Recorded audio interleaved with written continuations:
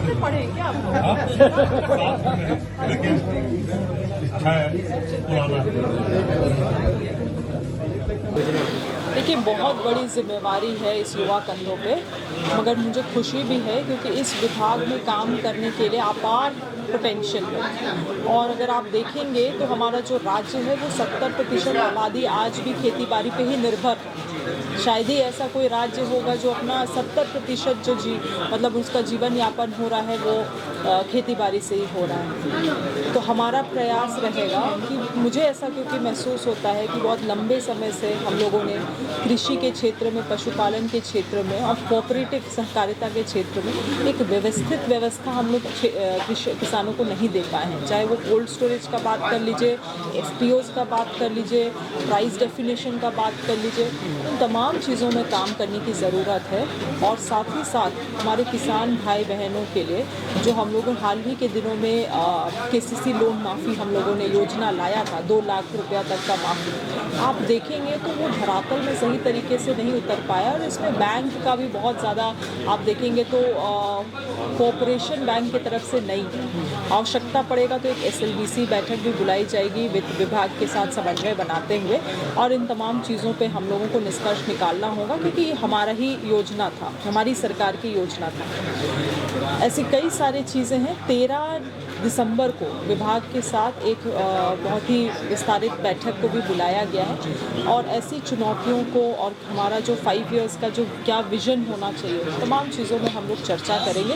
अब मेरा प्रयास रहेगा कि हम लोग इस विभाग के साथ, आप मीडिया कर्मियों के साथ भी एक समन्वय हम लोग स्थापित करें ताकि लगातार आप लोगों को भी अपडेट मिलता रहे कि हम लोग किन चीज़ों को कर रहे हैं, आगे हम लोगों का प्लानिंग क्या है। और आप लोगों की भी बहुत बड़ी भूमिका है क्योंकि बहुत सारे योजना सरकार लाती हैं मगर वो किसान भाई तक हम लोग कम्युनिकेट नहीं कर पाते हैं, वो पहुंचा नहीं पाते हैं। तो आप लोगों से भी निवेदन रहेगा कि अधिक से अधिक इन योजनाओं का मार्केटिंग हमारे आम किसानों तक करें ताकि सरकारी योजना का लाभ बिना किसी बिचौलिया का इन्वॉल्वमेंट का वो लोग ले सकें।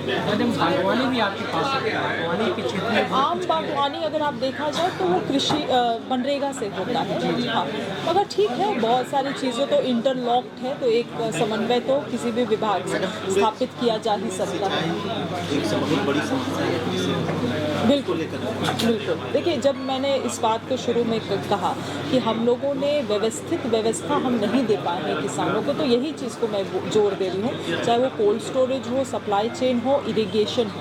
हम लोगों ने बहुत सारी चीज़ों में हम लोग एक ब्रिज नहीं बना पाए, तो हमारा प्राथमिकता रहेगा इन चीज़ों में। और आप देखते होंगे कि आजकल एक एंटरप्रेन्योर का भी एक कॉन्सेप्ट है, कल्चर है, तो एग्रीप्रेन्योर है ना। आप जैसे युवा हैं, आप मीडिया कर्मी भी हैं, मगर साथ ही साथ अगर आप एक एक्स्ट्रा इनकम के लिए आप खेती बाड़ी से भी जुड़ना चाहते हैं तो एग्रीप्रेन्योर कॉन्सेप्ट को भी हम लोग बढ़ावा देंगे, जिसके लिए पॉलिसी मेकिंग और साथ ही साथ एडवांस टेक्नोलॉजी को हम लोग संयुक्त रूप से लेते हुए ऐसे एग्रीप्रेन्योर को भी मतलब एक करियर ऑप्शन की तरह हम लोग परोसने का काम करेंगे।